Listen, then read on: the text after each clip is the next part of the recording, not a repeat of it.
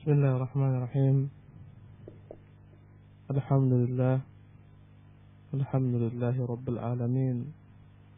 Wabihi nasta'in ala umuri dunya waddin. Wassalatu wassalamu ala nabiyyina Muhammadin wa ala alihi wa sahbihi ajma'in. Amma ba'du. Para ikhwan, akhwat, para pendengar radio yang dimuliakan Allah Subhanahu wa taala. Alhamdulillah kita bersama kembali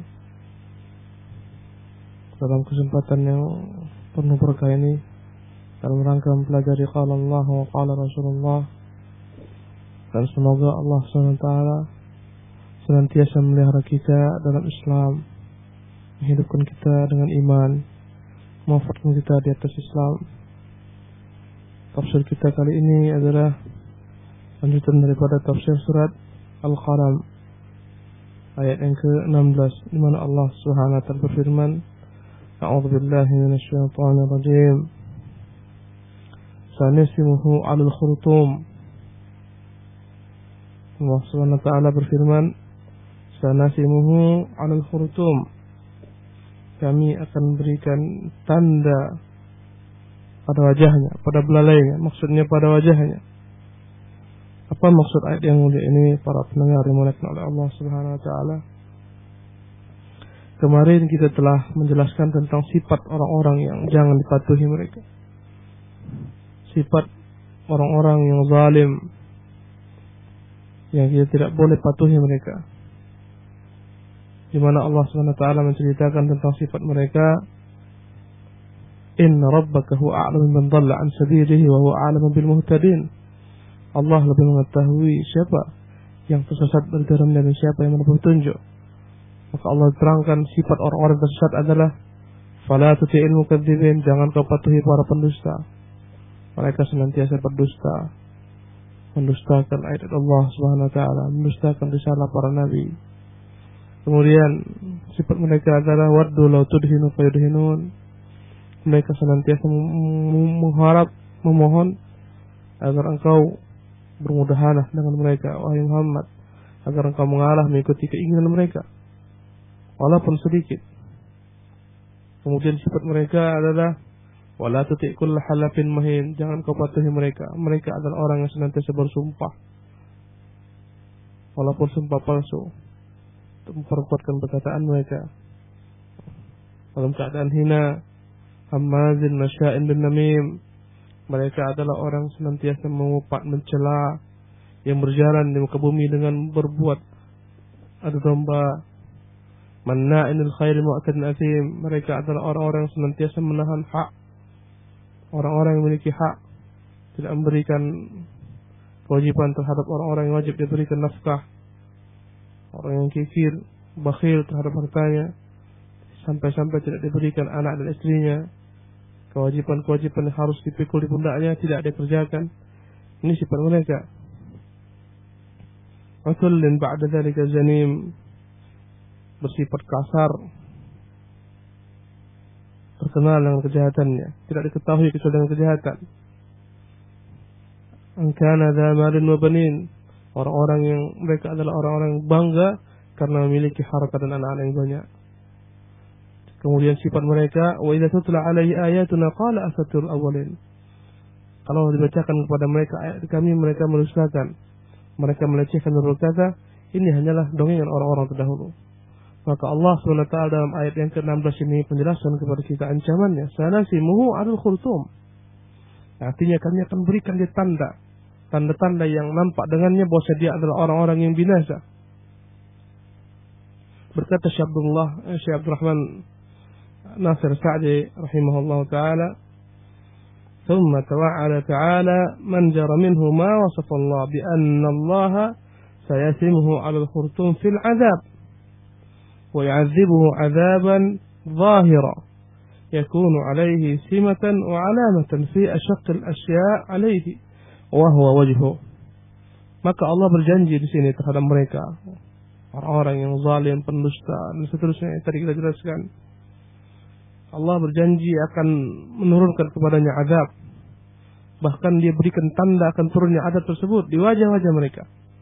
maka tahulah manusia bahwa mereka adalah orang-orang yang akan menerima azab Allah Subhanahu wa taala. Azab yang terang-terangan diberikan tanda di wajah-wajah mereka. Subhanallah, lihatlah wajah orang-orang kufar. Lihatlah wajah orang-orang fusaq, ahlul bid'ah, ahlul dhalal, ahlul syahwat, ahlul syubhat. Betapa gersangnya wajah-wajah mereka daripada cahaya iman.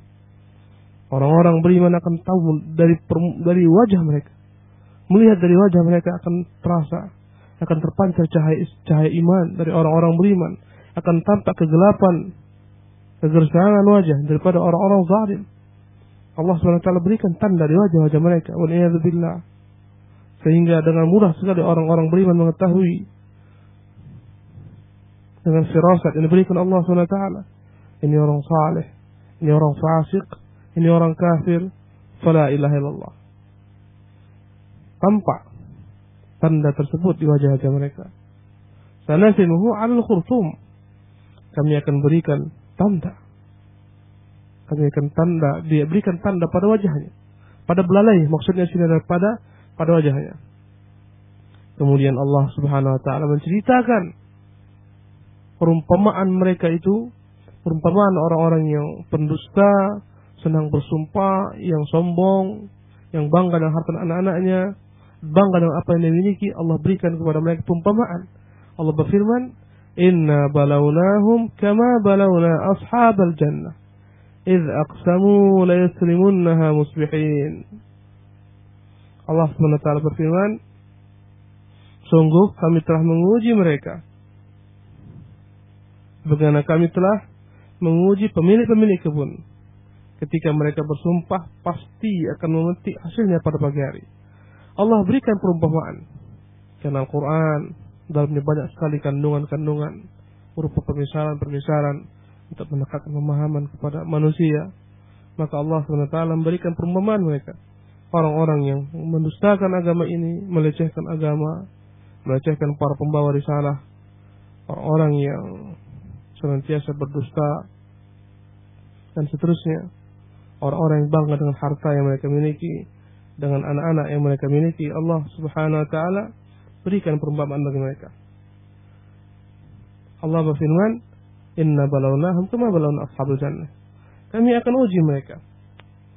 Kami akan turunkan kepada mereka bencana. Bagaimana kami telah turunkan bencana kepada pemilik-pemilik kebun. Para pendengar dimuliakan oleh Allah SWT. Berkata Syekh Abdul Rahman, Inna balawna ha'ula'il mukadzibina bil khair.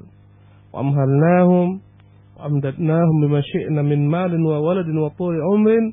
ونحو ذلك مما يوافق أهواءهم لا لكرامتهم علينا بل ربما يكون استدراجا لهم من حيث لا يعلمون.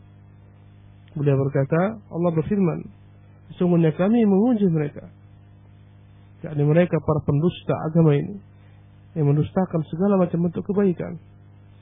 Kami beri mereka tangguh, bahkan kami berikan kepada mereka berbagai macam bentuk fasilitas berupa harta, anak-anak, bahkan berikan bagi mereka usia yang panjang dan kenikmatan-kenikmatan lainnya yang mereka senangi, yang sesuai dengan hawa nafsu mereka. Bukan menunjukkan mereka adalah orang-orang yang mulia bagi kami, kata Allah, tapi adalah merupakan istidraj, adalah merupakan siksa yang ditunda. Ketika datang, mereka tidak pernah akan merasakannya, tiba-tiba datang kepada mereka. Allah Subhanahu wa taala menjelaskan kepada kita, mereka para pendusta, orang-orang yang sombong, yang bangga dengan hartanya, apa yang mereka miliki dan anak-anaknya, orang-orang yang berikan berbagai macam fasilitas, kekuasaan, kenikmatan hidup, sehingga membuat mereka itu lalai lupa kepada Allah Subhanahu wa taala. Allah Subhanahu wa taala memberikan kepada mereka semua fasilitas tersebut, bukanlah karena mereka mulia di hadapan Allah SWT. Kalaulah barometer kemuliaan itu adalah kekayaan, maka pastilah yang paling mulia Qarun.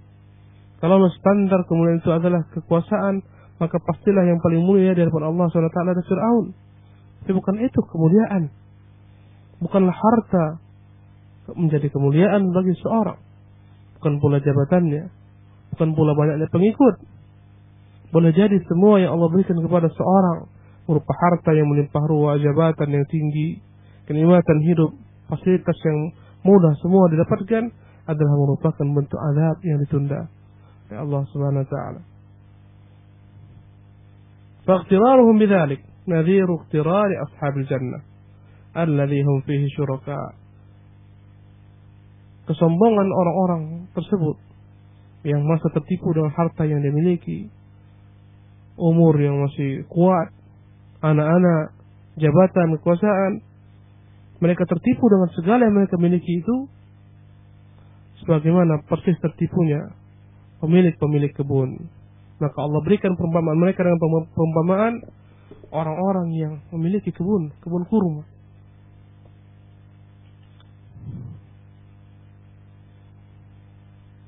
Yang mereka bersikat padanya. Ketika kurma telah berbuah, telah ranum, telah sempurna, membuat orang-orang terkagum-kagum memandangnya, dan telah tiba waktu memetiknya, maka orang-orang ini pemilik kebun, mereka merasa yakin sekali bahwasanya pasti mereka akan mendapatkan panen.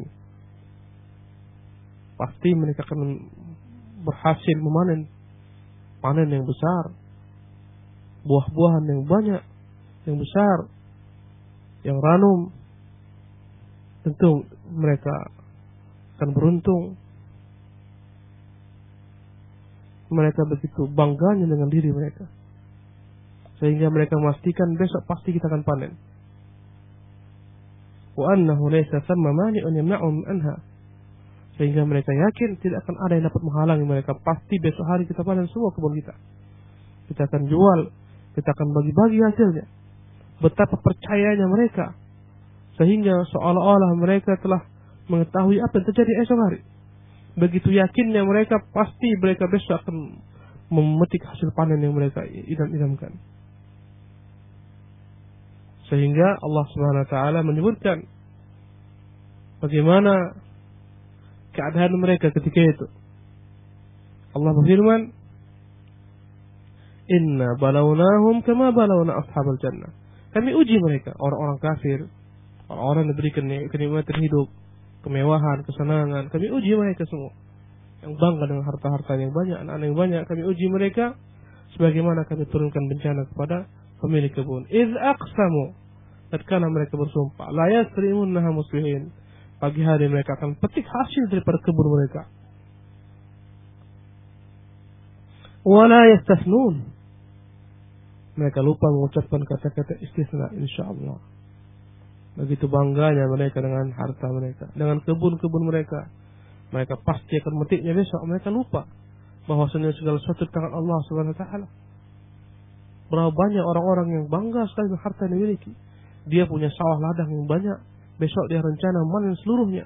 Malam harinya Allah hancurkan semuanya. Allah kirim bala bencana. Allah kirim topan. Allah kirim puting beliung. La ilaha illallah. Banyak juga orang-orang yang bangga besok akan memanen hasil udang yang dia panen. Dia telah memiliki tambak yang berhektar-hektar. Dia yakin sekali besok akan dia panen. Dia lupa bahwa segala sesuatu di tangan Allah SWT.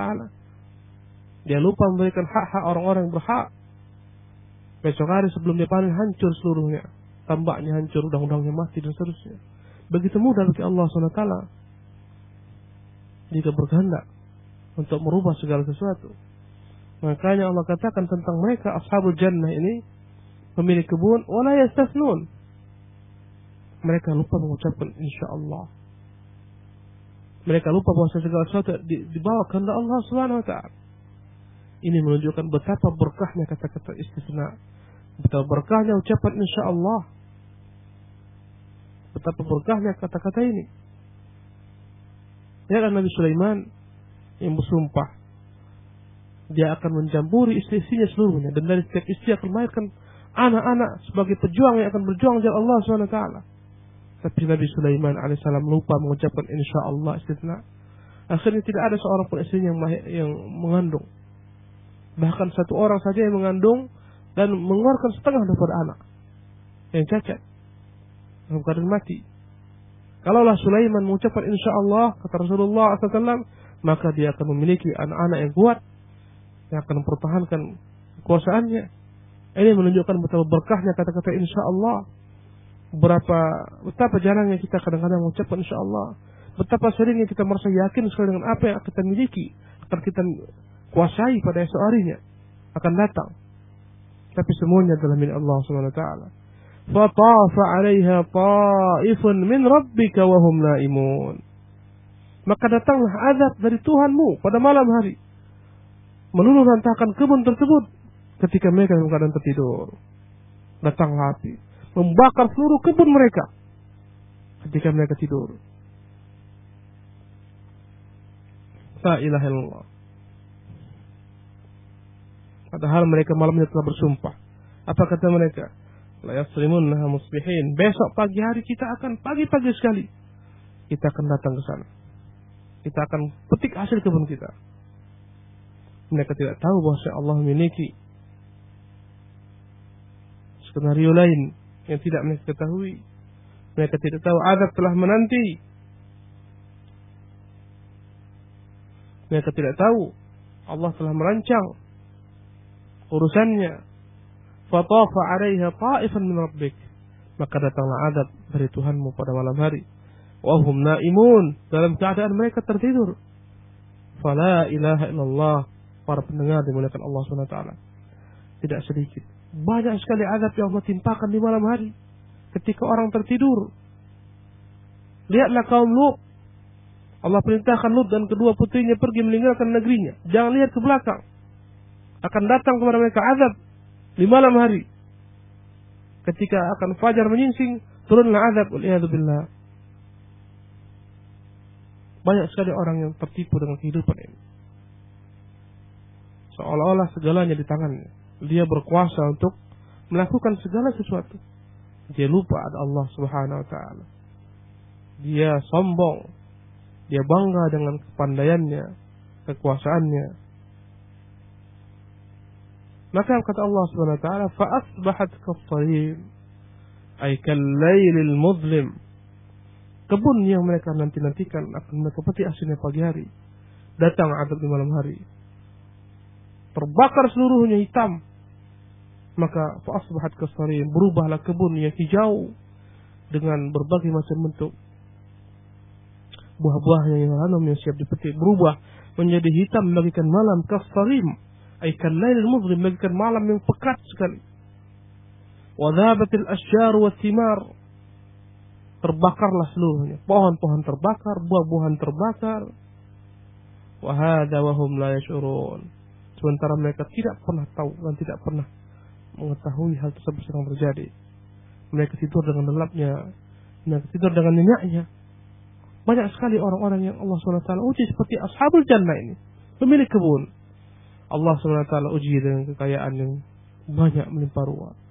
Para saudagar-saudagar bertumpuk-tumpuk barangnya, menjadi grosir. Terkadang dia bangga, terkadang dia merasa kagum dengan harta yang dia miliki.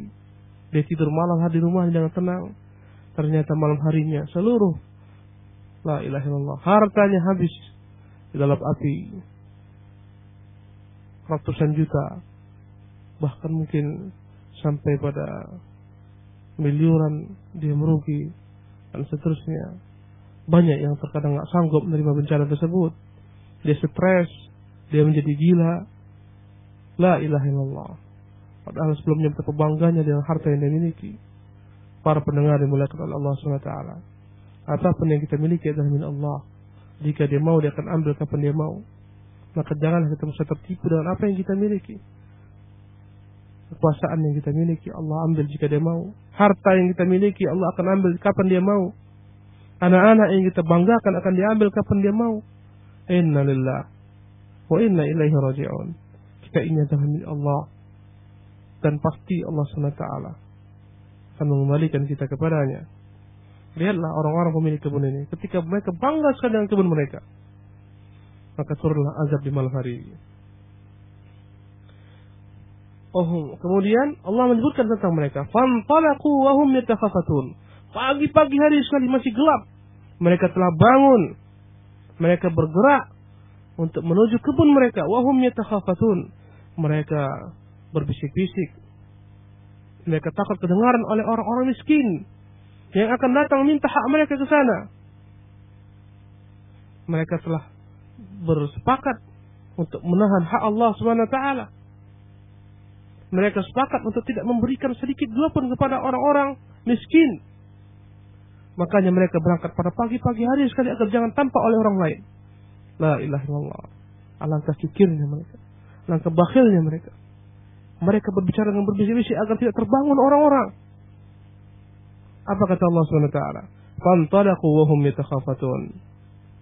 Mereka berangkat dalam keadaan berbisik-bisik. Allah yadkhulanna al-yawma 'alaikum miskin. Jangan sampai ada orang miskin yang tahu. Jangan sampai ada orang miskin yang tahu, mereka akan datang meminta hak mereka. Aybakiru qabla intisharin nas. Segeralah kita berangkat sebelum orang-orang bangun, orang-orang terjaga, orang-orang tahu. Mereka akan datang ke sana. Wa tawasaw ma'a dzalik biman'il fuqara wal masakin. Mereka telah bersepakat untuk tidak memberikan orang miskin, orang-orang fakir daripada harta mereka. Alangkah banyaknya orang-orang yang hancur hartanya gagal tidak mengeluarkan zakat, tidak memberikan hak orang-orang miskin. Allah hancurkan semua kekayaan yang dia miliki. ومن شدة حرصهم وبخلهم أنهم يتخافتون بهذا الكلام مخافة خوفا أن يسمعه أحد فيخبر الفقراء. Saking kikirnya mereka berbicara dengan berbisik-bisik agar jangan sampai ada orang yang mendengar. Kalaulah mereka mendengar, mereka akan sebarkan berita ini, tersebarlah berita, akan tahulah orang-orang fakir. Mereka akan datang ke sana berbondong-bondong minta hak mereka. Waghadaw ala hardin qadirin. Maka mereka berangkat pada pagi hari dengan niat untuk menahan hasil daripada kurma tersebut, tidak akan diberikan kepada siapapun karena kikirnya mereka. Qadirin, dan mereka yakin sekali pasti mereka akan berhasil memetik hasil kebun mereka. Berkata Syekh Abdul Rahman, ay ala imsakin wa man'in haqqillah jazimina biqudratihim 'alaiha. Mereka telah sepakat untuk menahan, tidak memberikan hak Allah padanya, tidak memberikan harta tersebut kepada orang-orang berhak, orang fakir ataupun miskin, dan mereka yakin sekali pasti akan manen kebun yang mereka miliki. وَغَدَوْا عَلَى حَدٍ قَادِرِينَ فَلَمَّا رَأَوْهَا قَالُوا إِنَّا لَضَالُّونَ. Maka mereka pun berangkat pada pagi hari. Sesampainya mereka di tempat mereka, di kebun mereka. Falamma ra'aha, tatkala mereka melihat kebun mereka, qalu, yang dalam keadaan hangus terbakar, maka mereka berkata, inna ladhallun, kita telah salah jalan, kita telah tersesat, bukan ini kebun kita. Mereka tidak percaya, ini salah jalan, bukan ini kebun kita. Mereka lihat kebun mereka semuanya telah hitam legam bagaikan malam yang pekat, habis dimakan api. Sehingga mereka berkata satu sama lainnya, kayaknya kita tersesat. Bukan ini kebun kita, ini kebun orang, ini punya orang ini. Bal nahnu mahrumun. Tatkala mereka yakin bahwasanya mereka tersesat, ketika mereka yakin ini adalah kebun kita, kita nggak salah. Inilah tanah yang kita miliki, ini yang kita kemarin harapkan hasil panennya. Berkata Syekh Abdul Rahman, falamma tahaqqaquha wa raja'at ilaihim uquluhum qalu bal nahnu mahrumun. Berkata Syekh Abdul Rahman, tatkala mereka yakin inilah kebun mereka, tatkala akal mereka kembali, maka mereka pun berkata, bal nahnu mahrumun minha. Benar, tidak salah, inilah kebun kita. Memang ditakdirkan kita tidak akan pernah memanennya selama-lamanya. Maka mereka tahu bahwa itu adalah merupakan hukuman daripada Allah Subhanahu wa taala. Yakinlah mereka, kita enggak salah, ini kebun kita. Inilah gara-gara kezaliman kita. Kita tahan hak orang fakir, hak orang miskin. Kemudian qala awsatuhum alam aqul lakum laula tusabbihun. Berkatalah salah seorang di antara mereka yang paling baik akalnya, yang paling baik agamanya. Alam aqul lakum laula tusabbihun? Telah kukatakan kepada kalian terlebih dahulu, kenapa kalian tidak bertasbih? Maksudnya, kenapa tidak kalian sucikan Allah daripada segala macam bentuk kekurangan? Di antaranya adalah kalian menganggap bahwa kalian memiliki kekuasaan melampaui kekuasaan Allah SWT, sehingga kalian merasa yakin dan pasti akan memetik hasil kebun tersebut. Akan lupakan Allah, tidak akan ucapkan insyaallah dengan izin Allah. Bahkan kalian menganggap kalian pasti akan dapat menguasai hasil kebun tersebut.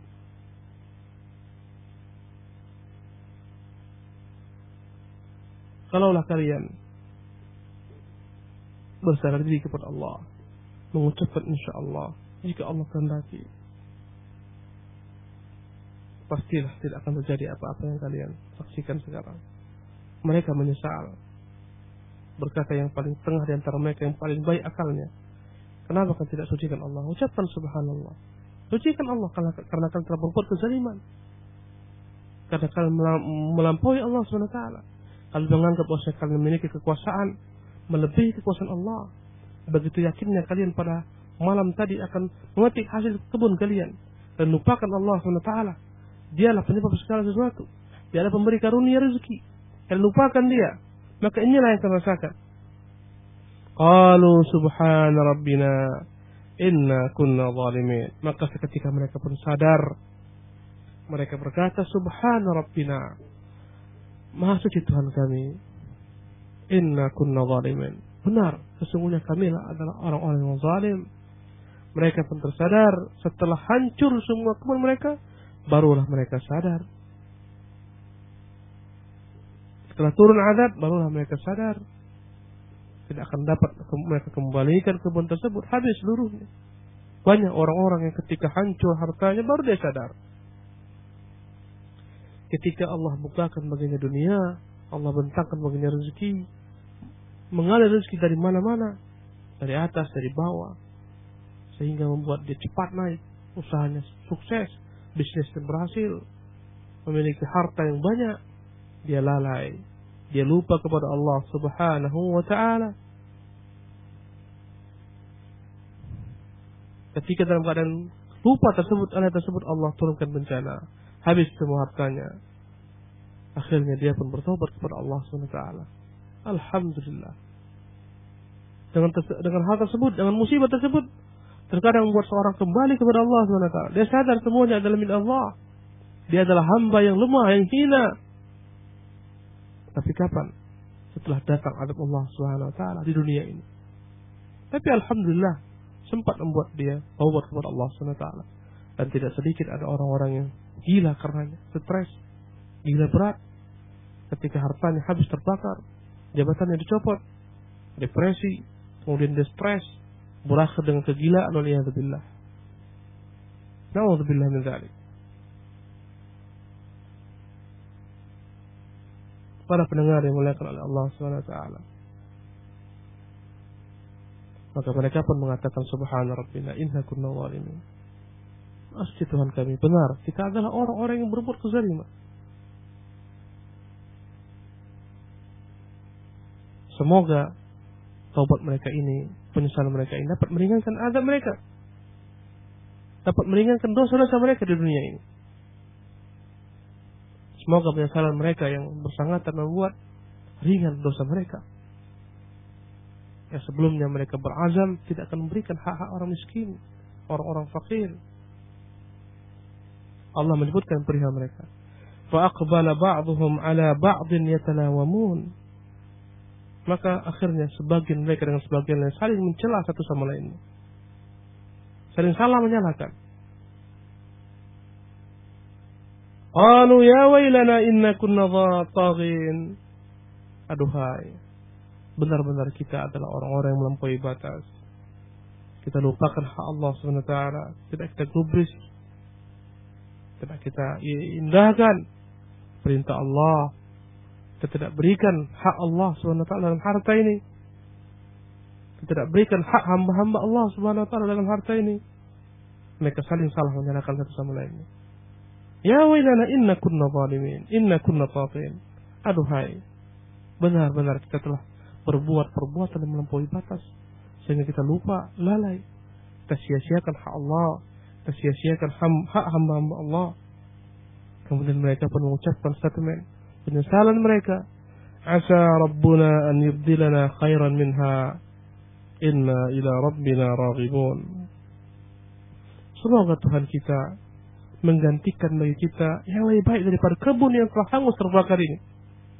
Sesungguhnya kita kembali kepada Tuhan kita. Sesungguhnya kita hanya berharap kepada Tuhan kita.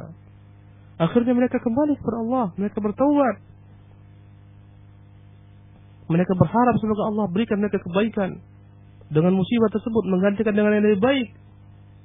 Dan mereka berjanji mereka akan kembali bertaubat kepada Allah.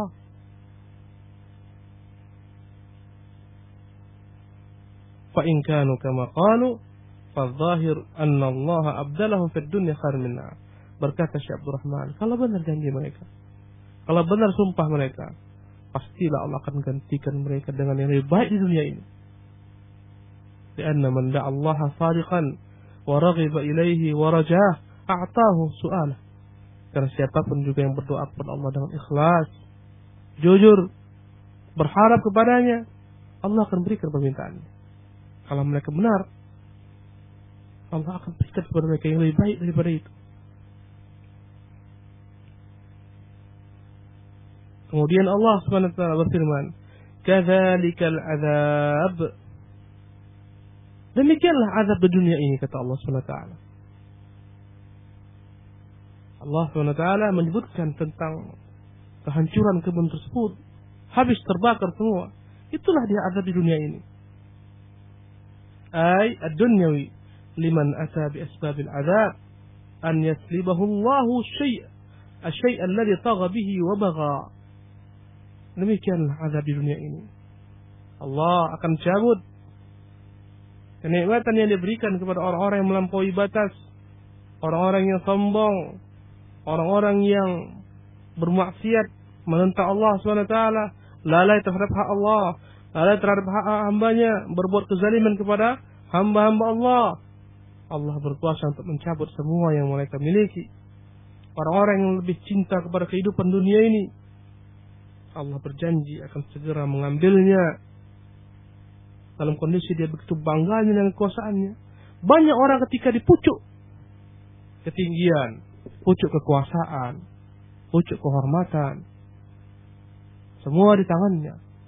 Begitu bangganya dia, esok hari dia pun jatuh terhina dalam keadaan yang dihinakan oleh manusia. Kekuasaannya dicabut, dia disingkirkan, hartanya ludes. Na'udzubillah min dzalik. Kalaupun Allah berikan kepadanya hidayah, dia meminta ampun kepada Allah SWT, itu kebaikan baginya. Tapi itulah azab dunia. Kadzalikal azab. Demikianlah azab. Banyak sekali orang-orang yang baru terjaga ketika Allah turunkan kepadanya azab, baru terbangun daripada kelalaiannya. Banyak orang yang lupa daratan ketika Allah berikan kepadanya kenikmatan hidup, diberikan fasilitas, diberikan harta, akhirnya digunakan untuk maksiat kepada Allah SWT. Lalai. Malam-malamnya dihabiskan di kafe-kafe, di bar-bar, diskotik-diskotik, di meja-meja judi, pangkuan wanita-wanita jalan, waliyadzubillah. Lalai. Dia lupakan anaknya, dia lupakan istrinya, dia lupakan hak-hak hamba-hamba Allah SWT. Na'udzubillah min dzalik.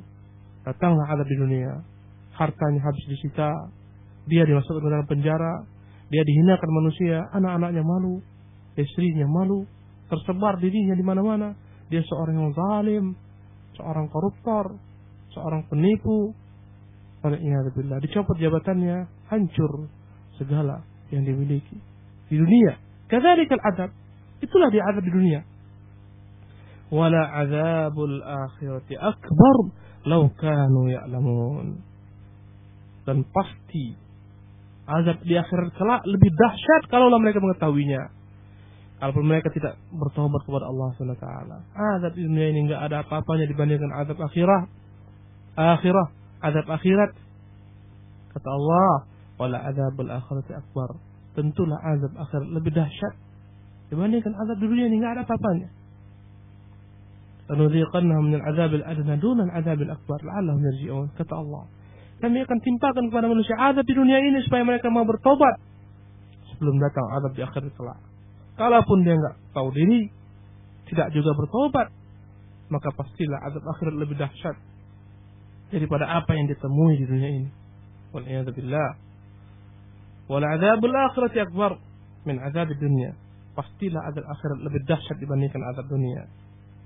Lau kanu ya'lamun, kalaulah mereka paham, kalau mereka berakal, kalau mereka mengerti. Fa inna man 'alima dzalik awjaba lahu al-inzijar an kulli sababin yujibu al-iqab wa yuhrimu thawab. Kalau dia tahu azab di akhirat alangkah dahsyatnya, maka hal tersebut akan membuat dia menahan diri daripada segala macam sebab yang membuat dia dihukum Allah SWT, diazab Allah SWT. Dia akan tahan dirinya, dia akan tahan nafsunya, dia akan tahan syahwatnya. Ketika diberikan nikmat, disalurkan nikmat tersebut kepada hak, kepada orang-orang yang berhak diberikan nikmat tersebut. Tidak dia tahan harta tersebut, semuanya dijadikan sebagai sarana untuk menyembah Allah SWT. Dia tidak lalai karena dia tahu azab akhirat adalah azab yang sangat dahsyat. Inna lillahi wa inna ilaihi raji'un. Para pendengar yang dimuliakan oleh Allah SWT, demikianlah pembahasan kita pada ini. InsyaAllah pembahasan ini akan kita lanjutkan di kesempatan yang akan datang. Semoga Allah SWT senantiasa mengingatkan kita dari kelalaian kita, memimpin kita untuk senantiasa istiqamah dalam agama ini, untuk selalu bertobat kepadanya dari setiap bentuk terpinciran kita. Dan semoga Allah SWT tidak menghukum kita dengan azab di dunia ini, apalagi azab di akhirat. Innahu waliyyu dzalika wal qadir alaihi. Wa sallallahu wa sallam ala nabiyyina Muhammadin wa akhir da'wana alhamdulillahi rabbil alamin. Syukran barakallahu fiik. Sahabat dimanapun Anda berada, demikian tafsiran surah Al-Qalam di kesempatan hari ini. Silakan bagi sahabat dimanapun Anda berada yang ingin bergabung pada sesi tanya jawab ini, kita bacakan SMS yang masuk dari SMS yang berasal dari Akhi Rizal di Bengkong. Ustaz, ana mau menanyakan bagaimana caranya supaya muka kita bercahaya selalu dan amalan apa yang harus kita lakukan. Syukran Ustaz. Afwan. Bismillah, alhamdulillah, wa ba'du. Ya akhi, barakallahu fiik. Semoga Allah berikan kepada anda keberkahan. Kalaulah antum senantiasa sujud kepada Allah SWT, senantiasa berwudu, Allah SWT akan berikan kepada antum cahaya di dunia ini sebelum di akhirat. Apalagi kalau di akhirat, Nabi SAW akan mengenal umatnya dari cahaya yang mancar di wajah mereka, dari kening-kening mereka yang mereka senantiasa letakkan di atas tanah dalam bentuk ta'zim kepada Allah. Mereka pasrah kepada Allah, mereka tunduk. Wajah mereka yang paling mulia, yang paling terhormat, tempat yang tertinggi daripada seluruh tubuhnya, diletakkan di tempat yang terendah di bumi, sehingga wajah tersebut sama dengan kakinya. Lihatlah ketika orang sujud, wajahnya sama dengan kaki. Betapa hinanya dia. Untuk siapa? Untuk Allah dia hinakan diri. Makanya sujud ini adalah merupakan ibadah yang paling tertinggi, sehingga bersujud para ulamanya akan lebih tinggi dalam salat sujud atau berdiri. Bahkan kata-kata masjid diambil daripada kata-kata sujud, menunjukkan sujud adalah perkara yang paling terpenting dalam salat. Makanya banyak perintah Allah SWT agar orang bersujud. Ini merupakan ibadah yang tertinggi. Maka jika anda senantiasa sujud kepada Allah SWT, senantiasa patuh kepada Allah SWT, Allah akan berikan kepada wajah anda cahaya. Berkata Rasulullah SAW, "Nadzarallahu imra'an sami'a minna syai'an faballaghahu kama sami'ahu." Semoga Allah memberikan cahaya, kebahagiaan pada wajah seorang yang mendengar dariku suatu perkara, kemudian dia sampaikan. Ini kemuliaan menyampaikan hadis Rasulullah, kemuliaan untuk menyebarkan hadis Rasulullah, kemuliaan untuk menyampaikan agama ini. Allah akan berikan kepada orang-orang yang menyampaikan cahaya di wajahnya. Ini adalah para ulama. Betapa ta'zimnya kita melihat mereka.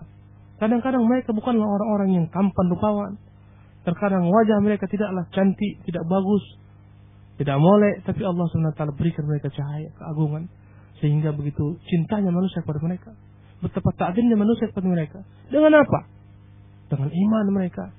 Tapi lihat sebagian orang-orang fasik, wajahnya cantik jelita, tampan rupawan, tubuhnya ideal, sempurna. Tapi lihatlah, ya, wajahnya yang hitam legam, tidak ada cahaya iman, tidak ada sama sekali harapan baginya untuk kebaikan di negeri akhirat. Subhanallah, orang-orang mukmin yang hak, dia akan memiliki firasat, dia akan tahu membedakan ini orang fasik, zalim dengan orang mukmin yang saleh, yang taat. Wallahu taala alam. Syukran barakallahu. Kita akan mencoba menerima penelpon yang sudah bergabung. Ya, assalamualaikum. Waalaikumsalam. Ya, dengan akhi siapa dan di mana akhi? Dengan Ibnu Hadi di Tiban. Ya, silakan. Assalamualaikum Ustaz. Waalaikumsalam. Ini Ustaz, ana mau bertanya masalah. Ana baru membaca ada kemarin dikirim dari teman tentang masalah azan subuh Ustaz.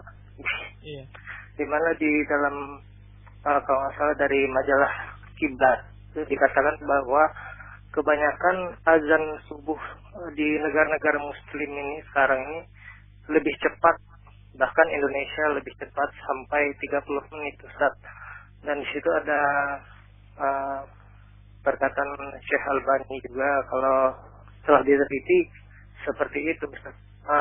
Bagaimana kita menyikapi masalah ini Ustaz? Apakah kita mengikut ini jamaah sekitar yang dia kelebihan karena terlalu cepat sholatnya, atau seperti yang difatwakan Syekh Albani bisa juga kita mengikut jamaah itu dalam arti itu dihitung sebagai sholat sunnah, atau lalu sepulang dari rumah kita sholat kembali bersama keluarga kita. Syukran Ustaz. Assalamualaikum warahmatullahi wabarakatuh. Waalaikumsalam warahmatullahi wabarakatuh. Bismillah, alhamdulillah, wassalatu wassalamu ala rasulillah wa ba'du. Para ikhwan pendengar yang dimuliakan Allah SWT. Allah SWT mengatakan fattaqullaha masata'tum wasma'u wa ati'u. Bertakwalah kepada Allah semampumu, dengarkan, patuhi. Ini perintah kepada kita bertakwa semampu kita untuk menjalankan agama ini. Agama ini mudah. Ad-dinu yusrun. Agama ini mudah, kata Rasulullah SAW. Dan di antara kemudahan agama ini, bahwasanya Allah SWT perintahkan kita untuk mengikuti jemaah kaum muslimin, untuk tidak menyelisih mereka. Di antara maqasidus syara', tujuan agama adalah menyatukan kaum muslimin. Walaupun dalam beberapa perkara kita harus mengalah. Perkara azan pada masa Rasulullah tidak ditentukan dengan jam, ditentukan dengan pergerakan matahari. Mereka ahlul badiyah, orang-orang yang tinggal di perkampungan, orang-orang yang tinggal di gurun pasir, di lautan, mereka tidak begitu payah untuk melihat fajar. Fajar menyingsing masuk subuh, mudah bagi mereka. Matahari tenggelam mereka sholat, matahari tergelincir di atas kepala mereka zuhur. Bayang-bayang ketika menjadi 2 kali tinggi mereka, itu waktu asar yang terakhir dengan sejalan matahari. Dan ini adalah kemudahan dalam beragama Allah Subhanahu wa taala berikan supaya kita dapat menyembah Allah dengan gampang dan mudah. Kemudian orang-orang berusaha mengukur perjalanan matahari dengan ilmu yang Allah berikan kepada mereka. Maka diketahui letak matahari, bintang berapa, bujur berapa, di mana posisinya pada hari ini, di mana posisinya. Dan ini membantu kaum muslimin sehingga muncul jadwal-jadwal salat. Ini untuk memudahkan kaum muslimin. Bahkan muncul pula untuk memudahkan kaum muslimin jam salat yang diatur dengan ilmu yang Allah berikan kepada manusia. Asar sekian, maghrib sekian, subuh sekian. Dan itu yang diikuti oleh kebanyakan kaum muslimin. Dan itu yang paling gampang mereka kerjakan. Maka tentunya itu yang terbaik bagi mereka untuk melaksanakannya. Walaupun kalaulah dia kurang sedikit daripada waktunya, Allah SWT pasti akan maafkan.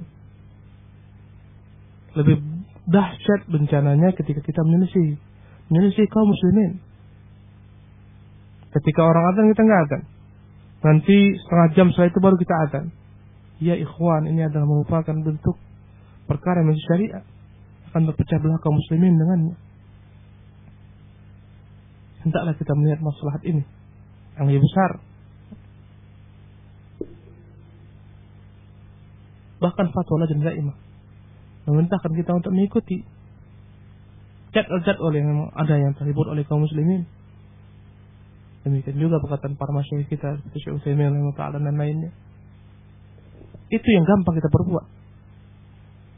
Kalaulah setiap orang mau sholat harus lihat sendiri dengan mata kepalanya, lihat, oh sudah fajar, ya subhanallah, akan sulit. Kita tinggal di tempat yang penuh dengan bangunan-bangunan tinggi, sulit kita mencari matahari terbit di mana, melihat fajar, sulit. Akan kesulitan kaum muslimin beragama. Padahal Islam ini agama yang mudah. Maka yang paling benar dari sisi Allah SWT, ikuti apa-apa yang telah berlaku di kaum muslimin. Ikuti waktu-waktu yang telah ditentukan oleh kaum muslimin. Jangan selisihi mereka. Apalagi ketika azan dikumandangkan, kita bukan langsung sholat. Ada jarak, ada rentang waktu di sana. Kemudian, sesungguhnya jalan matahari itu bukanlah sesuatu yang sifatnya pasti harus seperti itu, tidak. Tapi itu perkiraan saja. Perkiraan saja. Kita perkirakan tergelincir masuk zuhur.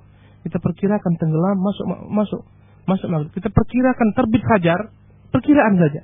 Takdir. Bukan sesuatu yang sifatnya baku. Menit sekian, jam sekian, detik sekian, tidak. Perkiraan saja. Kalaulah harus dengan menit sekian, detik sekian, jam sekian, akan kesulitan kaum muslimin.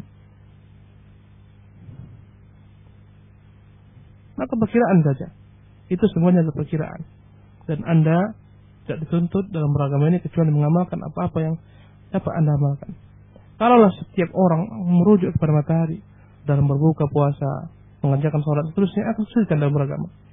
Kecuali dalam keadaan Anda nggak dengar adzan, Anda tinggal di tempat yang memang tidak bersama kaum muslimin, atau Anda sedang musafir, Anda sedang di lautan, adzan nggak dengar, apa sebagai tanda?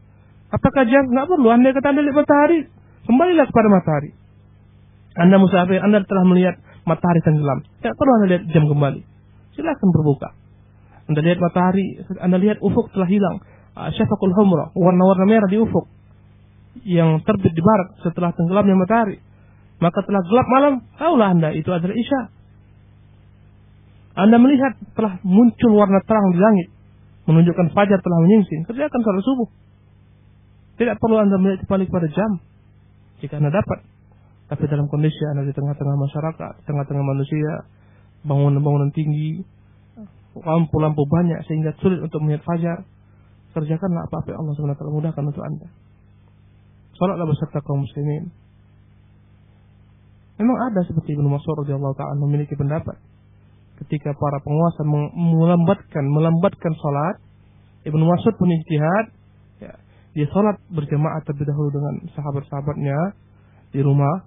Kemudian ketika dikumandangkan azan, dia pergi ke masjid-masjid kaum muslimin salat yang kedua. Yang pertama adalah wajib bagi mereka, yang kedua adalah sunnah. Tapi apakah para sahabat semua sepaham dengan Ibnu Mas'ud? Tidak. Ini termasuk daripada amalan-amalan yang khusus diamalkan oleh Ibnu Mas'ud radhiyallahu ta'ala anhu, yang tidak diamalkan oleh para sahabat lainnya. Maka kalaupun Anda ngotot juga, Anda ketika sholat beserta kaum muslimin Anda sholat, kemudian Anda di rumah kembali mengulangi sholat, Anda anggap itu bagian daripada sholat sunnah, itu terserah kepada Anda.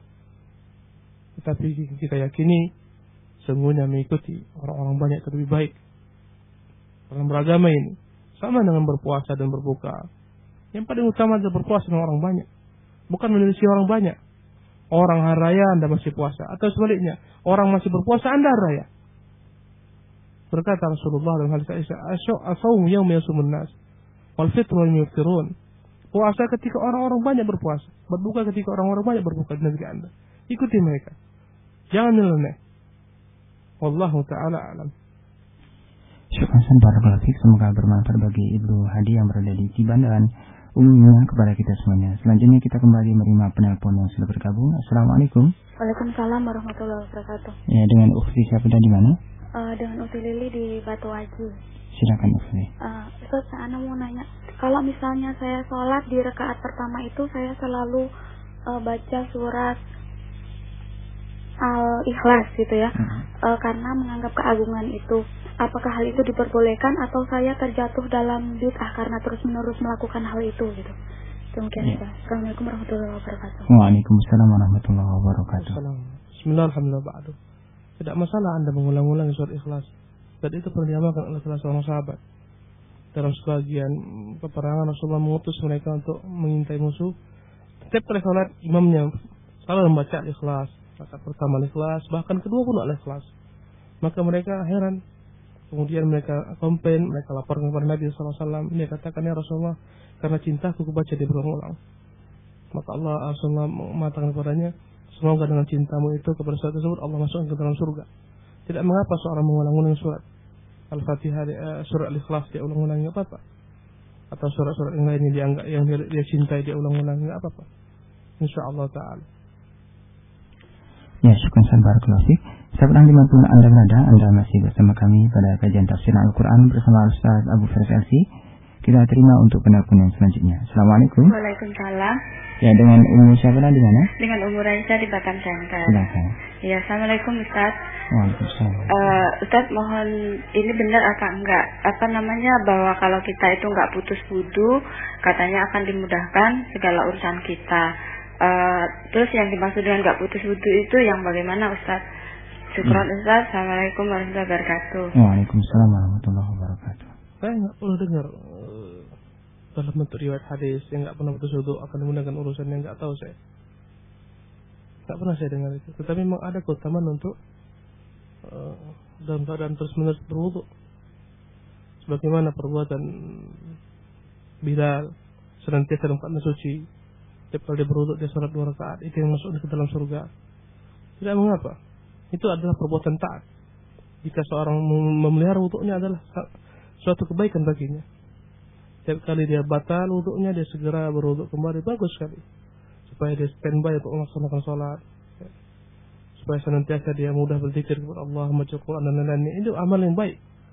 Yang baik sekali. Apalagi diiringi dengan sholat. Setiap kali dia berwudu, dia sholat, baik sekali. Bagaimana yang disetujui Bilal disetujui Rasulullah daripada perbuatan Bilal radhiyallahu ta'ala anhu. Adapun fadilahnya tadi dikatakan memudahkan semua urusan, saya enggak tahu. Tapi dalam Al-Quran disebutkan takwa adalah hal yang akan memudahkan urusan manusia. Faman yattaqillaha yaj'al lahu makhraja. Yang bertakwa kepada Allah akan berikan bagi jalan keluar. Wa yarzuqhu min haitsu la yahtasib. Allah akan memberi rezeki dari arah yang tidak terduga. Faman yattaqillaha yaj'al lahu min amri yusra. Yang bertakwa kepada Allah akan Allah memberikan baginya kemudahan daripada usaha-usahanya, daripada urusannya. Maka hendaklah setiap orang bertakwa kepada Allah SWT. Orang-orang yang kesusahan hidup, bertakwalah kepada Allah. Yang terlilit hutang, bertakwalah kepada Allah SWT. Yang dalam kesempitan hidup, bertakwalah kepada Allah SWT. InsyaAllah Allah akan berikan kepada anda kemudahan-kemudahan dari segala macam perkara-perkara yang mendatangi anda. Wallahu ta'ala alam. Syukur barakallahu fiik. Kembali kita terima penelpon yang sudah bergabung. Assalamualaikum. Waalaikumsalam warahmatullahi wabarakatuh. Ya, dengan Ibu siapa di mana? Ibu Aisyah di Bengkong, Ustaz. Silakan. Ustaz, kami mau nanya ya. Kami punya kedua anak asuh. Tapi anak asuh itu kami bikin surat kelahiran, akte kelahiran gitu. Atas nama kita gitu, ayah ibunya. Jadi selama ini kita takut dosa enggak gitu apa gimana gitu. Cuman anak itu kita biasa sama orang tuanya, kita enggak putuskan hubungan silaturahim. Dia main ke situ cuman hanya di surat itu gitu, di akte di rapot, kalau kita daftar ke dokter atau kemana-mana gitu. Jadi kita mau tulis gimana gitu, bingung. Gimana mohon penjelasannya Ustaz. Assalamualaikum. Waalaikumsalam warahmatullahi wabarakatuh. Allah telah menetapkan dalam kitab yang mulia bahwasanya kita dilarang menisbatkan seorang kepada selain ayahnya. Itu adalah perbuatan yang terlaknat. Terlaknat sekali orang-orang yang menisbatkan dirinya kepada selain bapaknya. Mal'unun kata Rasulullah, mal'unun man intasaba ila ghairi abih. Terlaknat orang yang menisbatkan dirinya kepada selain bapaknya. Allah mengatakan ud'uhum li abaihim huwa aqsatu indallah. Panggillah mereka dengan nasab kepada bapak-bapak mereka. Itu yang paling adil di sisi Allah Subhanahu wa taala. Fa in lam ta'lamu aba'ahum fa ikhwanukum fid din wa mawalikum. Andai kata enggak tahu kan siapa nenek moyangnya, siapa bapaknya, maka mereka adalah saudara-saudara kalian, bukan anak-anak kalian. Kalau andai kata tahu bapaknya, sebutkan dengan nama bapaknya. Maka orang yang mengadopsi anak kemudian menisbatkan anak tersebut kepada dirinya, itu perbuatan haram yang akan mendatangkan banyak sekali kerusakan. Siapa tahu generasi ketiga menganggap itu adalah mahramnya padahal bukan mahramnya. Yang seharusnya haram berkhulwat, dia berkhulwat. Yang seharusnya dia nggak dapat warisan, dia jadi dapat warisan. Yang seharusnya dia nggak berhak jadi berhak, atau kebalikannya. Kerusakan yang besar. Maka di antara sebab kenapa diharamkan zina, percampuran keturunan, campur baurnya keturunan, nasab, campur baur. Maka Allah haramkan, nggak terjaga nasab. Oleh karena itu, perbuatan Anda salah, harus kembali, koreksi kembali, nisbatkan anak tersebut yang Anda angkat kepada ayahnya. Haram bagi seorang menisbatkan seorang anak yang bukan anaknya kepada dirinya. Katakan, saya sebagai walinya, dalam rapat buat, kan ada orang tua atau wali. Cari orang tua, buat walinya, saya walinya. Kalau Anda kata nggak tahu saya bapaknya, dapat anak tersebut misalnya depan rumah kita dan seterusnya, nggak tahu bapaknya siapa, kita ambil di panti asuhan, bapaknya nggak dikenal, atau di rumah sakit bapaknya nggak tahu, buat saja bin Abdullah, bapaknya adalah hamba Allah dan kita semua hamba Allah, buat, karena kita nggak tahu bapaknya, buat anak ini bin Abdullah. Katakan demikian, bapakmu siapa? Bapaknya adalah hamba Allah. Katakan demikian. Jadi fulan bin Abdullah, buat, jangan dibuat dengan nama-nama kita. Hukumnya haram, dosa besar. Wallahu ta'ala alam. Syukran barakallahu fiik. Selanjutnya kita beralih ke SMS online dari Ibu Awak di Bengkong. Beliau menanyakan, Ustaz, bolehkah kita menjawab insya Allah jika diundang untuk acara yang ada musiknya, Ustaz? Syukran. Tentunya kita tidak mendatangi acara-acara yang ada bid'ah, ada kemungkaran, ya. Kecuali untuk memberikan hujah, menegakkan hujah, memberikan wasiat. Maka kata-kata insya Allah jangan dikatakan dalam perbuatan-perbuatan yang tercela. Ya, saya akan mencuri insya Allah besok. Jangan katakan demikian. Itu pelecehan. Ya. Saya akan berzina insya Allah besok. Na'udzubillah min dzalik. Itu perbuatan yang besar di hadapan Allah Subhanahu wa taala. Mau mencuri baca bismillah, mau berzina baca bismillah. Ini pelecehan kepada agama. Bisa membuat seorang kufur kepada Allah Subhanahu wa taala. Mencuri baca bismillah, ini Allah perbuatan yang besar kepada Allah Subhanahu wa taala padanya. Wallahu taala alam. Kemudian dari Ibu Nur di Sungai Panas, Ustaz, beliau menanyakan, Ustaz, apakah perkara bid'ah bagian dari maksiat, Ustaz? Baik. Bid'ah itu lebih tinggi daripada maksiat. Ya, maksiat biasa. Dia maksiat yang luar biasa. Kalaupun diurutkan, dosa itu yang besar adalah syirik. Di bawah syirik adalah bid'ah. Baru di bawah bid'ah adalah maksiat kepada Allah SWT. Dosa-dosa besar. Di antaranya membunuh, kemudian durhaka, kemudian di bawahnya. Setelah itu baru dosa-dosa kecil. Jadi bid'ah itu di atas daripada maksiat. Bahkan lebih parah daripada maksiat. Karena pelaku maksiat dia tahu itu maksiat, dia bertobat daripadanya. Tapi bid'ah orang-orang menganggap itulah kebaikan, sehingga payah orang bertobat daripadanya. Maka tidak heran kalau berkata para ulama, al-ma'siyatu yutabu minha, wal bid'atu la yutabu minha. Maksiat orang bertobat daripadanya. Tapi yang namanya bid'ah orang sulit bertobat daripadanya. Karena dia menganggap itu kesalahan. Dia adalah orang-orang tersesat dengan amalan mereka, cara ibadah mereka. Subhanallah, kadang-kadang habis harta mereka. Dianggap itu jihad fisabilillah. Ya. Bahkan diri mereka rela mereka berikan dalam bentuk pengorbanan terhadap yang dia pahami pada itu sesat, menyesatkan. Dia rela mati untuknya. Subhanallah. Dia enggak percaya dia akan masuk neraka, dia percaya dia masuk surga. Dia adalah pembunuh Ali radhiyallahu ta'ala. Abdurrahman bin Muljam ketika dipotong tangannya yang kanan, kakinya yang kiri. Dia menganggap itu adalah amalan yang dia nantikan. Dia menganggap pasti dia ke surga. Ketika ditanya, kenapa kau bunuh Ali? Katakan, aku bunuh Ali untuk Allah SWT. Mencari karunia Allah, mencari keridhaan Allah SWT. Inilah bahayanya dosa dosa syubhat, bid'ah. Ya. Apakah engkau menyesal? Dia katakan tidak pernah aku menyesal. Aku bersyukur kepada Allah Subhanahu wa taala. Dia menganggap dia pasti mati syahid. Dia adalah orang-orang yang subhanallah atas nama agama berjihad katanya, padahal dihancurkan fasilitas umum, dia bunuh orang tidak berdosa, kemudian dia mati. Dia anggap dia mati syahid. Padahal dia mati dalam kesesatan. Yang melakukan bom bunuh diri seperti ini, hancur sarana-sarana umum, hancur orang-orang yang tidak berdosa. Apakah dia itu menganggap dia berbuat maksiat? Tidak. Dia menganggap berbuat taat. Apakah mereka itu para penzina? Tidak. Mereka orang yang senantiasa sholat, yang senantiasa berpuasa. Mereka rajin melaksanakan salat sunnah. Kadang-kadang hitam dahi mereka karena sering sujud pada Allah. Tapi tidak guna ketika cara beragama mereka salah. Ini bahaya bid'ah. Bahaya sekali bid'ah. Karena bid'ah konsekuensinya kita menambah agama atau menguranginya. Karena bid'ah konsekuensinya kita menganggap agama ini tidak sempurna, perlu kita tambah-tambahi. Ada lebih baik daripada apa yang diturunkan kepada Rasulullah Sallallahu Alaihi Wasallam. Maka besar dosanya dari Allah Subhanahu Wa Taala.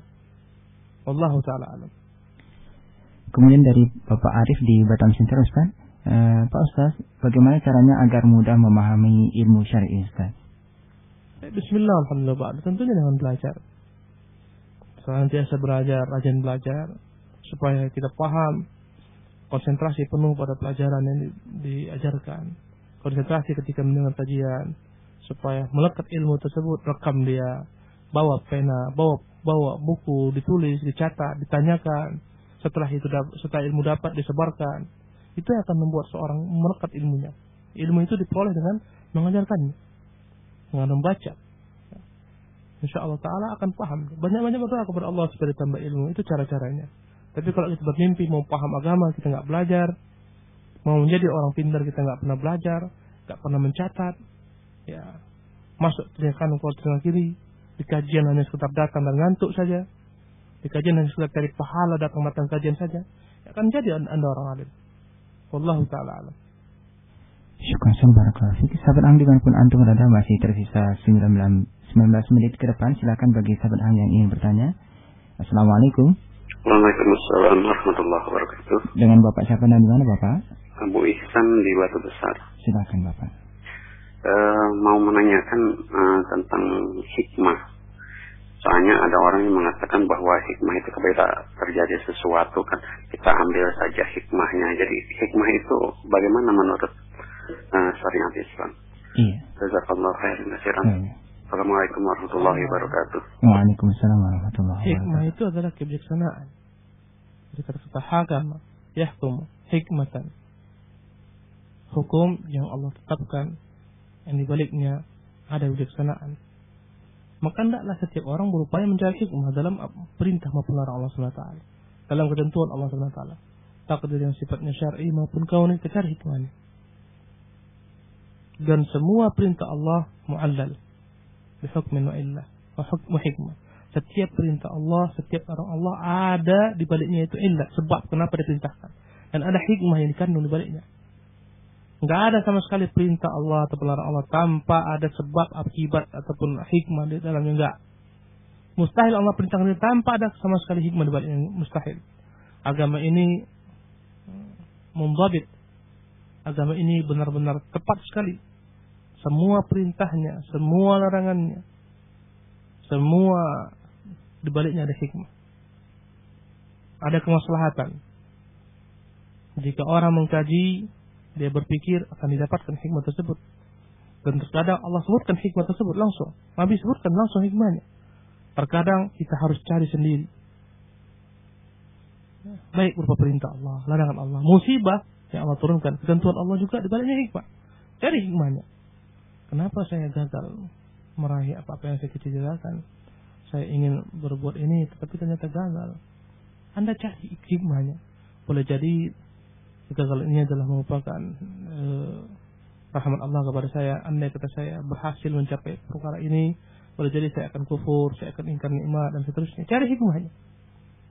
Dan ridholah dengan semua ketentuan Allah SWT. Ya.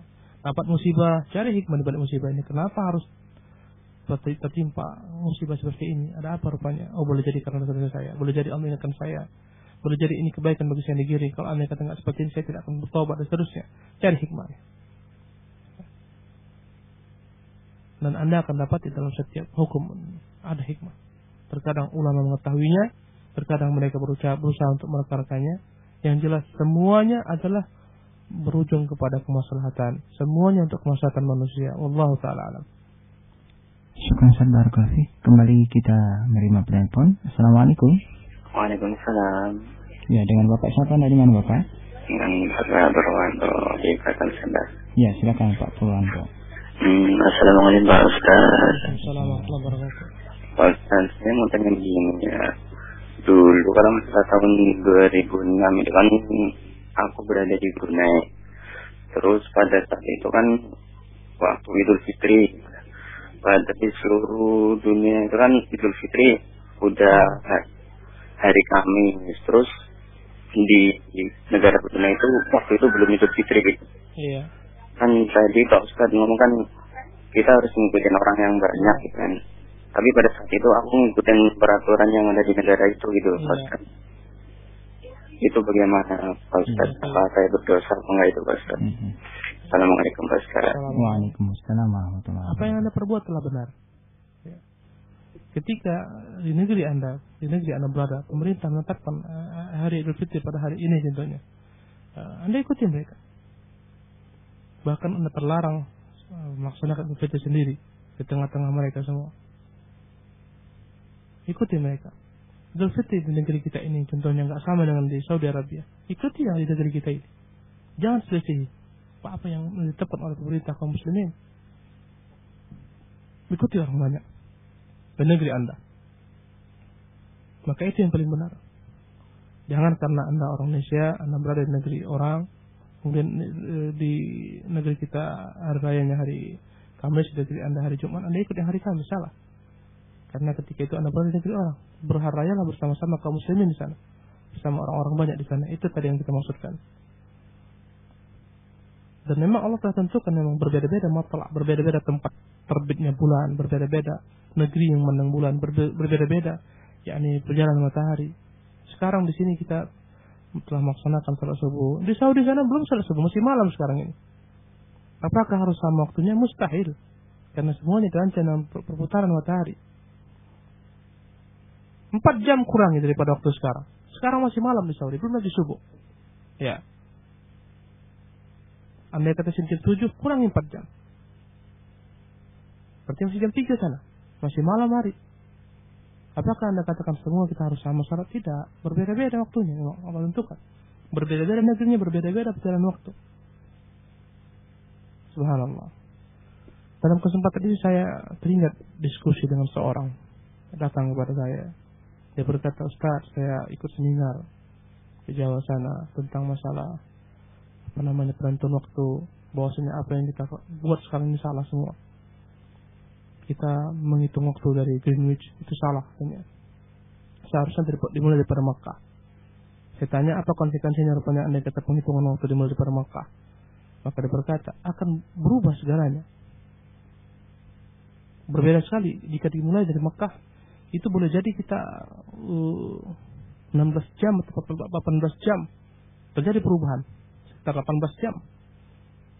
Jadi andai kata sekarang jam 7, maka harus tambahkan dengan 18 jam. Konsekuensinya akan berubah hari-hari, kata dia. Berarti Jumat kita bukan Jumat sebenarnya. Jumat kita sebenarnya Sabtu dan seterusnya. Kalau andai kata ini berlaku, Ustaz, akan kacau balau seluruh kaum muslimin. Akan dirubah semuanya. Dan ini yang benar, kata dia. Saya katakan, ya akhi, barakallahu fiik. Dalam beribadah, kita tidak terikat dengan jam. Perjalanan matahari. Jam hanya membantu saja, bukan ada tujuan, saya katakan. Terserah antum mau hitung dari Greenwich, antum mau hitung dari Mekah, dari mana-mana, terserah saja. Pada masa Rasulullah orang tidak menentukan hari dengan jam. Yang jelas semuanya itu terikat dengan perjalanan matahari dan bulan. Saya katakan kepadanya, apa rupanya untungnya bagi antum membicarakan perkara ini, malah membuat antum bingung sendiri. Antum anggap semua yang kita amalkan salah. Jumat kita bukan hari Jumat, sebenarnya hari kita sekarang masih hari Kamis dan seterusnya. Anda akan menyelisihi orang banyak dan seterusnya. Apa manfaatnya? Yang gampang, ketika matahari tergelincir, Anda salat zuhur. Tanpa harus Anda lihat jam berapa. Ketika matahari tenggelam, Anda sholat maghrib. Muncul hilal di awal bulan Ramadan, katakan ini 1 Ramadan. Jika nggak muncul, teruskan bulan Sya'ban menjadi 30 hari. Semuanya terikat dengan perjalanan bulan dan matahari. Bukan dengan Greenwich, bukan dengan Mekah. Dan mana dalilnya? Dia katakan, Al-Quran mengatakan, ayat-ayat yang memerintahkan kita untuk menghadap kiblat. Wa min haytsu kharajta fawalli wajhaka syatrul masjidil haram. Dimanapun kau berada, palingkanlah wajahmu ke arah Masjidil Haram. Dia bilang ini dalil kita supaya semuanya kita hadapkan kepada Makkah. Dia katakan semua ibadah dalam mengamalkannya kita jadikan Makkah sebagai pusatnya. Saya katakan ini adalah perkara baru yang tidak pernah ada sebelumnya. Ini bid'ah dalam beragama. Enggak pernah mereka artikan hadapkan wajahmu ke Baitullah Haram, maksudnya kita mulai penghitungan jam dari sana, enggak ada. Tapi dalam masalah salat kita hadapkan wajah kita ke sana. Enggak ada ketentuannya setiap kali kita beribadah mau baca Quran harus ke Baitullah Haram contohnya. Mau berpuasa kita harus ke Baitullah Haram. Mau iktikaf kita harus ke Masjid Baitullah Haram. Tidak, ini hanya dalam salat saja. Dan dalam amal-amal lainnya memang dianjurkan ke sana, tidak diwajibkan. Maka apa pentingnya ketika Anda mempermasalahkan? Kita hitung, andai kata dihitung dari Greenwich salah antara Greenwich dengan Jerman, hanya dikatakan dia 4 jam perbedaannya, padahal sebenarnya dekat sekali. Atau kita si Indonesia dengan Singapura berbeda 1 jam contohnya, padahal sama-sama waktu adanya sama-samanya, cuma di sini mungkin jam 1/4, jam 3:30, di sana jam 4:30. Kenapa berbeda waktunya? Kenapa nggak disamakan? Saya katakan nggak peduli. Baik waktunya sama atau nggak sama, yang penting kita terikat bukan dengan jam. Perjalanan matahari, perjalanan dengan ketentuan perjalanan bulan. Dengan itu Anda akan selamat dalam beribadah. Anda nggak akan pening. Ya, akhirnya Anda kebingungan, akhirnya meninggalkan agama ini, bahaya. Ini bisa kufur. Jadi kita menganggap semua amalan kaum muslimin rusak, kita keluar daripada agama ini. Akhirnya Anda masih kebingungan. Saya mau sholat Jumat, ini bukan hari Jumat, ini masih hari Kamis. Anda sendiri menganggap hari Kamis. Anda menyelesaikan orang banyak. Anda dalam kesulitan dalam beragama. Maka itu adalah merupakan perkara-perkara nyeleneh, penyimpangan-penyimpangan dalam agama. Ya, nggak ada manfaatnya, nggak ada buahnya, nggak ada manfaatnya yang dikatakan kita harus hitung dari Mekah, Mukarramah, nggak ada manfaatnya sama sekali. Bahkan membuat kaum muslimin kacau balau. Ketika dibuat manusia garis lintang sekian, bujur sekian, ditentukan Greenwich ini dari pusatnya, ikuti saja. Nggak mempengaruhi agama Anda, insya Allah Taala. Bukan kita dikatakan berarti kita takzim kepada orang kafir, tasyabuh, tidak. Nggak ada masalah semuanya. Wallahu ta'ala alam. Syukran Ustaz, barakallahu fiik. Kembali kita menerima penelpon. Assalamualaikum. Assalamualaikum. Waalaikumsalam. Ya, dengan siapa dan di mana? Masih? Dengan siapa dan di mana? Ya, terputus. Kita bacakan di SMS online. Dari Abdullah di Tiban, Ustaz. Nah, Ustaz, ana banyak mendengar orang-orang mengatakan bahwasanya merupakan sunnah Rasul apabila kita melakukan hubungan suami istri di malam Jumat. Apakah benar dan apakah dalilnya, Ustaz? Baik, nggak ada sih, nggak ada ketentuan sama sekali. Malam Jumat kita harus jima, nggak ada. Saya tidak pernah tahu dalam perkara itu. Tapi memang sebagian orang mengatakan minimal seorang berhubungan seminggu sekali, karena minimal dia harus mandi ketika Jumat. Mandi wajib dijadikan sekaligus mandi untuk Jumat. Tapi semuanya nggak ada dalilnya, ya. Daripada Allah dan Rasulnya, itu jihad saja. Wallahu ta'ala alam. Syukran sabar Kafi. Kembali kita menerima penelpon yang sudah bergabung. Assalamualaikum. Waalaikumsalam. Dengan Ibu siapa dan di mana Ibu? Dari Ibu Mur dari Haji. Silakan. Assalamualaikum Pak Ustaz. Waalaikumsalam. Gini Pak Ustaz, saya itu kan sangat senang mendengar siaran radio Hang, gitu kan. Apa nih Bu, mohon dikecilkan dulu suara radionya. Saya itu sangat senang mendengar siaran radio Hang, gitu kan. Setiap kali saya dari rumah tuh terus membuka radio Hang. Jadi apa yang saya dapat dari radio Hang itu kan, saya ceritakan sama tetangga, gitu kan, saya dakwain bahwa yang seperti apa saya ceritakan sedapat saya. Bisa Bu ringkas soalnya Bu? Iya. Terus saya itu sampai saya beli buku-buku di radio Hang, Pak. Saya ceritakan tetangga sama ke pengajian itu ditolak keras gitu, Pak. Saya nggak percaya ini. Banyak sekarang tuh aliran sesat.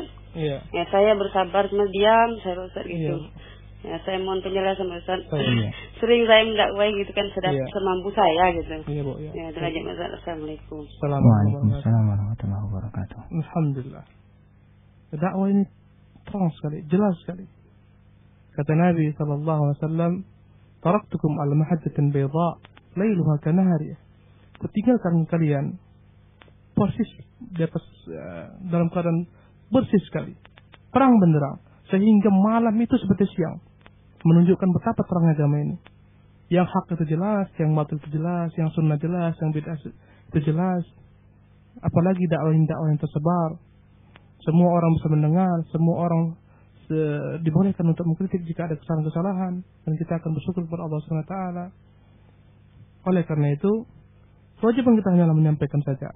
Kita tahu ada yang hak dengan dalilnya, ini bukunya, ini perkataan para ulama ini, dalilnya ini dalam kitab ini. Kita sampaikan kepada manusia, mereka terima, alhamdulillah.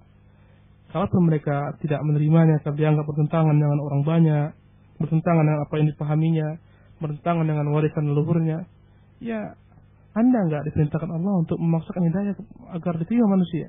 Kita hanya menyampaikan. Dan itu kewajiban para nabi. Kata Allah, "Wa ma 'ala rasul illa al-balagh." Tidaklah para nabi itu kecuali bagi mereka kewajiban adalah menyampaikan saja. Mereka mau terima, alhamdulillah. Mereka tidak terima, ya kita sabar-sabar. Semoga lain hari mereka terima. Ya, yang ibu buat telah benar, sampaikan yang hak. Ya, tapi kita nggak usah ngotot, memaksakan mereka terima, alhamdulillah. Mereka nggak terima juga, terserah kepada Allah SWT. Boleh jadi hari ini mereka belum terima, masih banyak syubhat. Boleh jadi esok hari mereka terima, atau bulan depan, atau tahun depan. Ibu bersabar saja, sampaikan saja. Memang kita katakan hidup di zaman akhir ini begitu asingnya kebenaran. Sebagaimana kata Nabi SAW, "Badal Islamu ghariban wa sayudu ghariban kama bada." Islam itu bermula aneh dan ini akan kembali menjadi aneh sebagaimana bermula. Fatubal ghuraba. Maka beruntunglah orang-orang yang dianggap aneh oleh manusia. Ya, orang-orang yang memperbaiki ketika manusia rusak. Maka siap-siaplah kita dengan konsekuensi ghurba ini, keterasingan. Beragama kita dianggap asing, pakai hijab dianggap asing. Orang pakai cadar dianggap aneh. Ya, orang yang pakai pakaian terbuka sana sini, bikini dia pakai dianggap itu yang namanya modern. Pakaian menghumbar aurat, dadanya nampak, belakangnya nampak, punggungnya nampak, itu dianggap modern. Tapi orang berhijab diprotes. Orang berjenggot diprotes. Orang yang beragama patuh taat kepada Tuhannya, menyembah Allah di waktunya, diprotes. Ya. Orang yang menjalankan sunnah nabinya yang mulia diprotes. Itu adalah merupakan realita zaman. Maka diharapkan orang-orang yang istiqamah dengan agama ini, mereka bersabar sampai mereka berjumpa dengan Nabi SAW. Berkata Rasulullah SAW, "Ana faratukum al-haud." Aku menunggu kalian di telaga haud. Bersabarlah kalian. Berkata Nabi SAW, "Kalau kau nabah di asaratan." Kalian akan mendapatkan setelah masaku kelak, setelah aku meninggal, asaratan. Ya, orang-orang yang diutamakan, orang-orang yang lain diutamakan. Padahal mereka tidak berhak untuk menerima keutamaan tersebut. Fasbiru, bersabarlah kalian. Hatta talqani al-haud, sampai kalian menemui aku di telaga kelak, di padang mahsyar. Nabi menunggu kita di sana. Ini adalah merupakan perintah agar kita bersabar dalam beragama ini. Dengan segala macam tantangan, cibiran manusia, dikatakan sesat. Kita katakan, sini kamu duduk. Di mana kesesatan kita? Terangkan. Ini agama terbuka, ikhwan. Ciri-ciri kesesatan itu nampak sekali. Tertutup, tersembunyi, gerakan bawah tanah. Bukunya juga disembunyikan, orang lain nggak boleh baca, hanya kepada kelompoknya saja. Ini ciri-ciri kesesatan. Ada baiat kepada pemimpin mereka, yang menyelisih pemimpin mereka dianggap keluar daripada Islam, yang tidak baik kepada pemimpin mereka dianggap kafir. Ini kesesatan. Gerakannya disembunyikan, ada unsur-unsur kemunafikan dalamnya. Ya, kalau kita bersama-sama orang, jangan beritahukan cara beragama kita ini ikutlah beserta orang banyak, tapi kita sendiri, jika kita dengan kelompok kita kembali dengan apa-apa yang diajarkan oleh kelompok kita. Ini kesesatan. Adapun yang namanya perkara yang hak, subhanallah, seluruh dunia bisa mendengar acara kita. Dan kita tidak menutup adanya ketergelinciran, boleh jadi dalam berfatwa terus, tapi kita terbuka menerima kritikan. Subhanallah. Boleh jadi kita keliru, banyak di antara kita mungkin salah dalam berkata-kata, tapi kita siap menerima kritikan. Ini agama yang hak, tersebar dakwah kita tanpa ada sembunyi-sembunyi. Silakan dengar. Yang salah menganggap ini salah, silakan dikritik. Subhanallah, inilah yang hak namanya. Inilah kebenaran. Kita menerima kritikan, kita menerima perbaikan. Dan kita nggak pernah menyembunyikan dakwah ini. Bukan lagi zamannya sekarang periode Syria, sebagaimana ungkapan ahlu dhalal, kelompok-kelompok sesat. Sekarang zamannya kita belum lagi ada khilafah. Sekarang kita dalam zaman fase Makkah, kita harus sembunyi dalam dakwah. Kita nggak boleh tahu memberitahukan dakwah ini kepada orang.